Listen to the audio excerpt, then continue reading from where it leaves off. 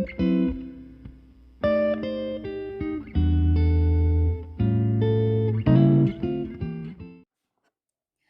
everyone, welcome back to my channel Alpha Beta Mathematics.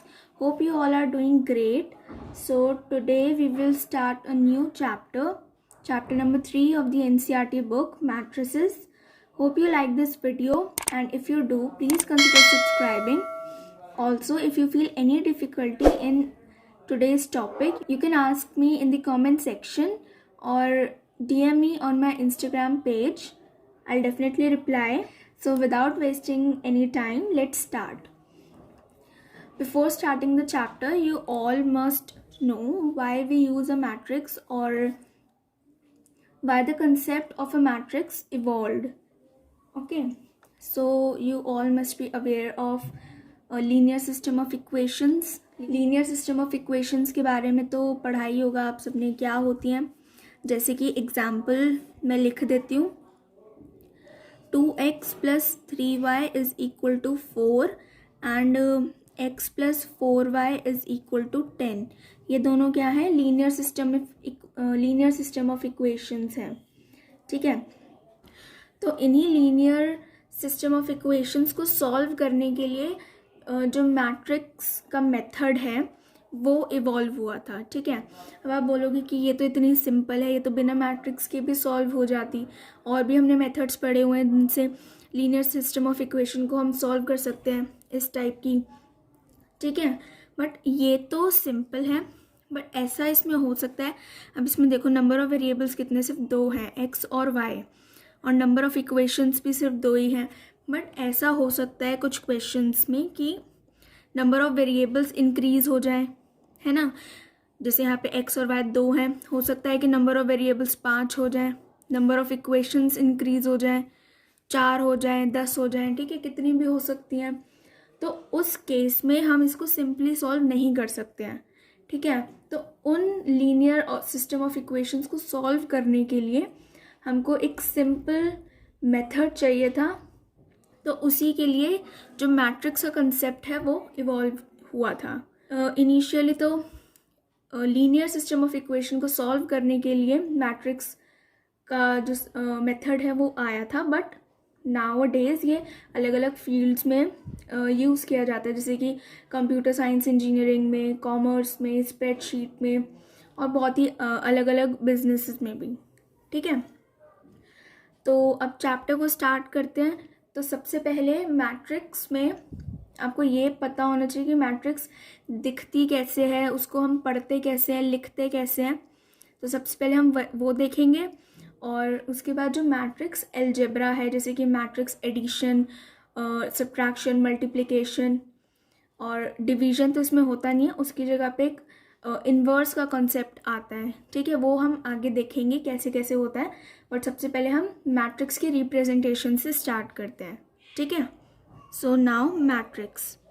सबसे पहले matrix क्या होता है। मैट्रिक्स एक रेक्टेंगुलर एरे या फिर अरेंजमेंट होता है,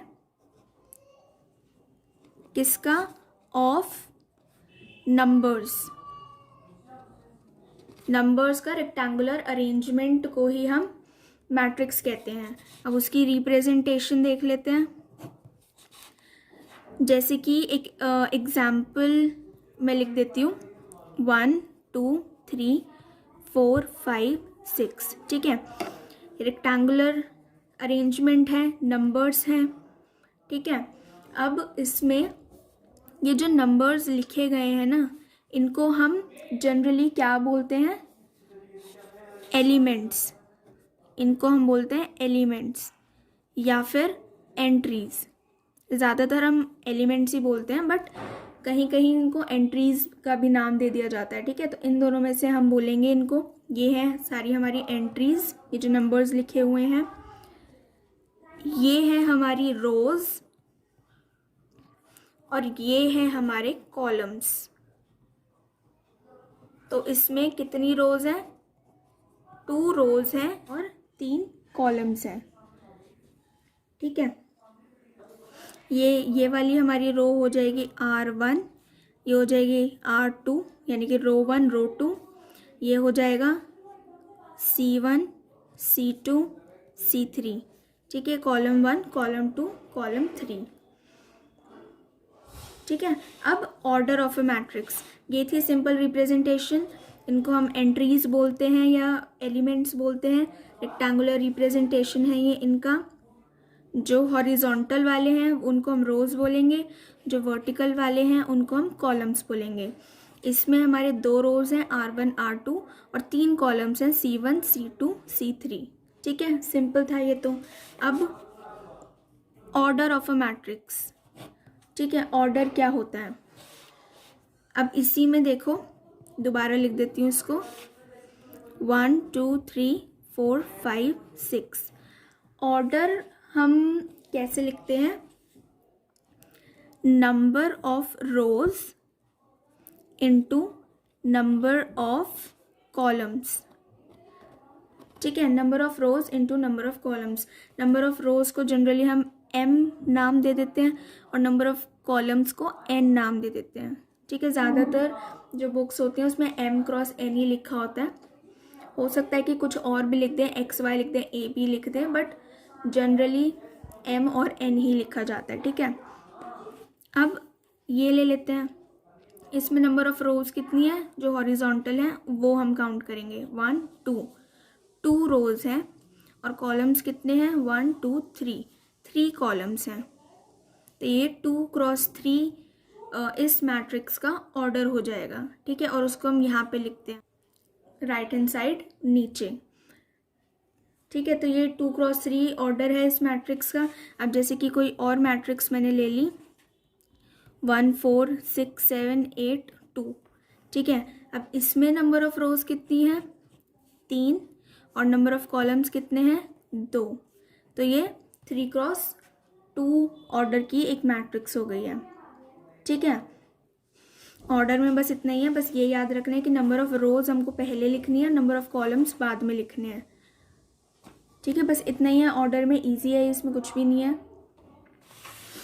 नाउ अब एक और चीज़ मैं इसमें बता देती हूँ, लेट कर लेते हैं ए हमारे को भी मैट्रिक्स है, 3 क्रॉस 3 ऑर्डर की मैट्रिक्स है मान लेते हैं, यानी कि इसमें नंबर ऑफ रोज भी 3 होंगी, नंबर ऑफ कॉलम्स भी 3 होंगे, ठीक है। A11 A12 A13, ये मैं कैसे लिख रही हूँ, इसको 1 2 3 मान लेते हैं, 1 2 3 मान लेते हैं, ठीक है। First row first column A11, first row second column A12, first row third column A13, पहले रो लिख रहे हैं फिर कॉलम लिख रहे हैं। Second row first column A21 A22, second row second column A23, ऐसे ये A31, third row first column A32 A33। Basically ये क्या है, किसी भी एलिमेंट का एड्रेस है ये, ठीक है। अब हमको किसी भी मैट्रिक्स में अगर बोला जाए ना कि A22 पे जो भी एलिमेंट है वो बताओ कौन सा है, तो A22 हमारा कौन सा होगा, हम ये देखेंगे सेकेंड रो सेकेंड कॉलम, इस जगह पे जो भी एलिमेंट लिखा होगा वो हमारा उस टाइम पे आंसर होगा, ठीक है। तो ये सिंपली किसी भी एलिमेंट का एड्रेस हमको कैसे देखना है कि वो एलिमेंट कहाँ पर है, कौन सा है, ये उसको देखने का तरीका है, ठीक है। पहले रो फिर कॉलम A11 A12 A13, ठीक है। अब जनरल रिप्रेजेंटेशन क्या होती है मैट्रिक्स की वो देख लेते हैं।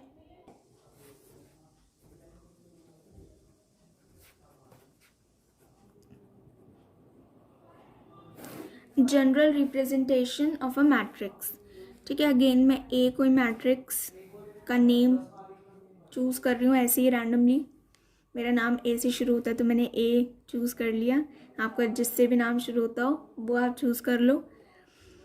तो इसका एलिमेंट है A11 A12, ऐसे ही करते करते A1N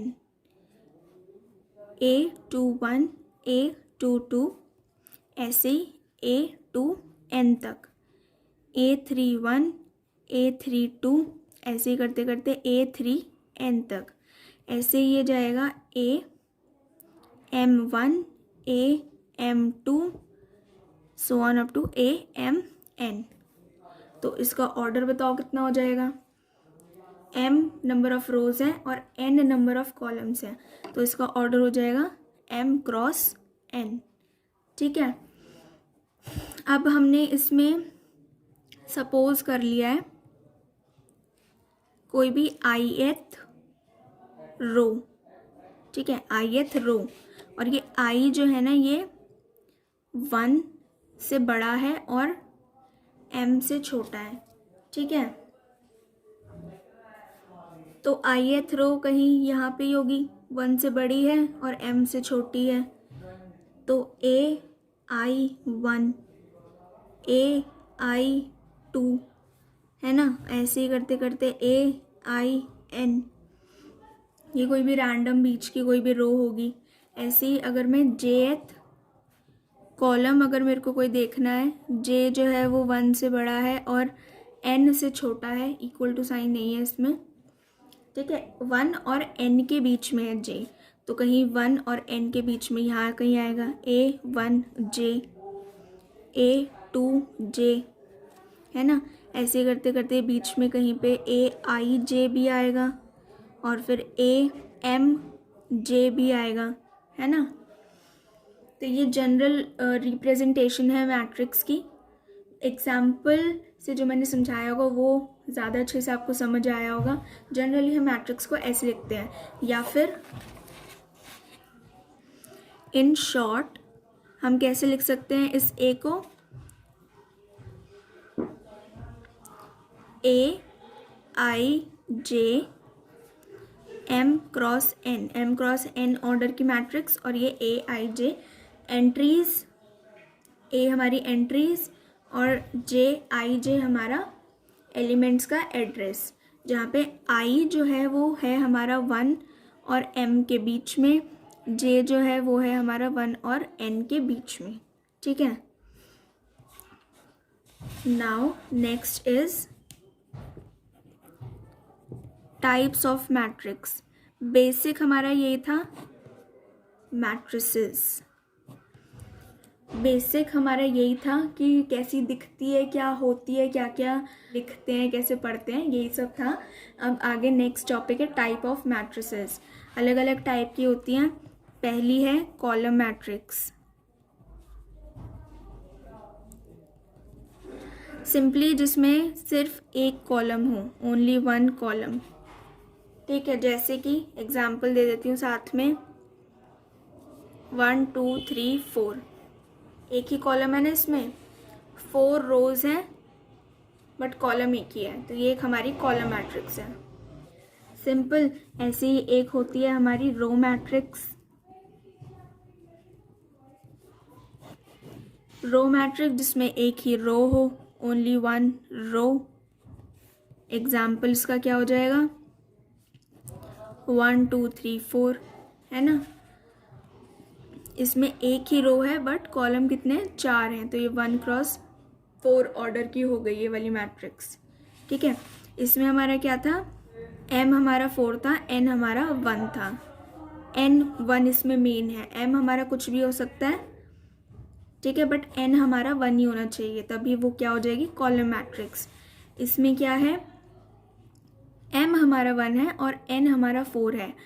अब इसमें N हमारा कुछ भी हो सकता है रो मैट्रिक्स में, बट जो नंबर ऑफ रोज हैं वो एक ही होना चाहिए। ठीक है, तो यही है इसमें बस। नेक्स्ट है स्क्वायर मैट्रिक्स। स्क्वायर मैट्रिक्स में क्या है कि नंबर ऑफ रोज जो होंगी वो नंबर ऑफ कॉलम्स के इक्वल होंगी। ठीक है, इन शॉर्ट एक स्क्वायर बनाएगा, जैसे स्क्वायर में होता है ना सारी साइड्स उसकी इक्वल होती हैं, तो इसमें भी हर साइड ऐसे देखा जाए तो इक्वल होगी। नंबर ऑफ रोज यानी कि M, नंबर ऑफ कॉलम्स यानी कि N, M is equal to N होगा।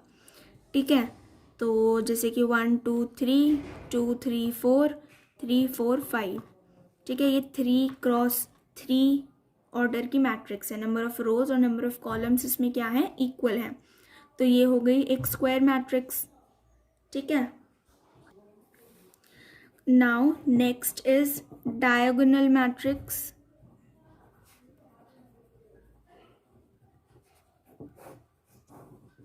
डायगोनल मैट्रिक्स में क्या है, बी ले लेते हैं हम, मैट्रिक्स ए बहुत हो गया, अब बी ले लेते हैं। तो इसमें क्या होगा ना, जो डायगोनल के एलिमेंट्स होंगे ना, सिर्फ उन्हीं पे कुछ ना कुछ नंबर लिखा होगा, बाकी जितने भी बचे हुए हैं वो सब क्या हो जाएंगे, ज़ीरो।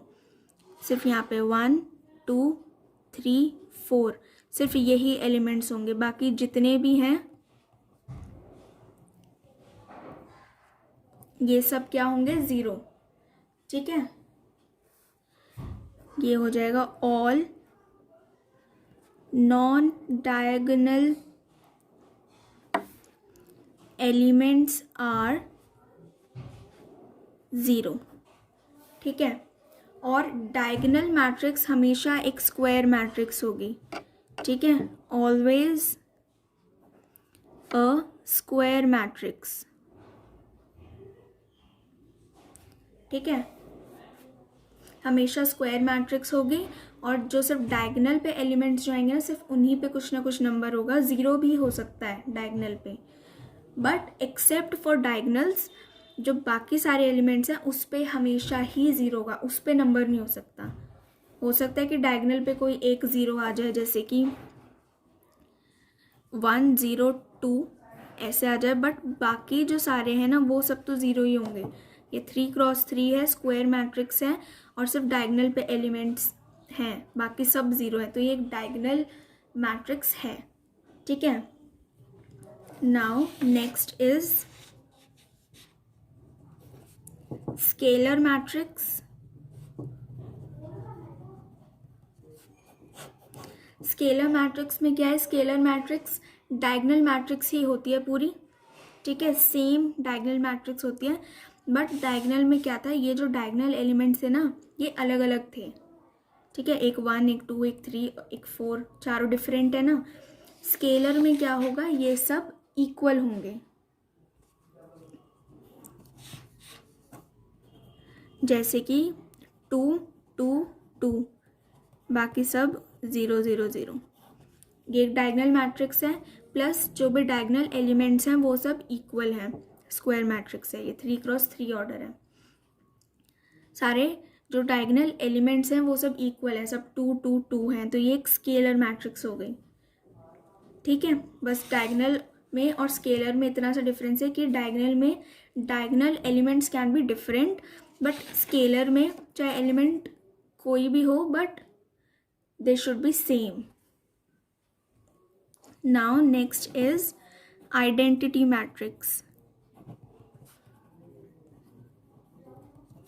ये भी सेम है, डायगोनल मैट्रिक्स, स्केलर मैट्रिक्स, ये तीनों सेम है, बस छोटे छोटे सा डिफरेंस है तीनों में। आइडेंटिटी में क्या है कि डायगोनल ही है ये भी एक तरीके से, बट जो डायगोनल एलिमेंट्स हैं वो सिर्फ 1 ही होंगे और बाकी सारे 0 ही होंगे। ठीक है, ये है आइडेंटिटी, किसी भी ऑर्डर का हो सकता है ये 3x3 है, 2x2 भी हो सकता है, ये हो जाएगा 1 1 और ये हो जाएंगे 0 0।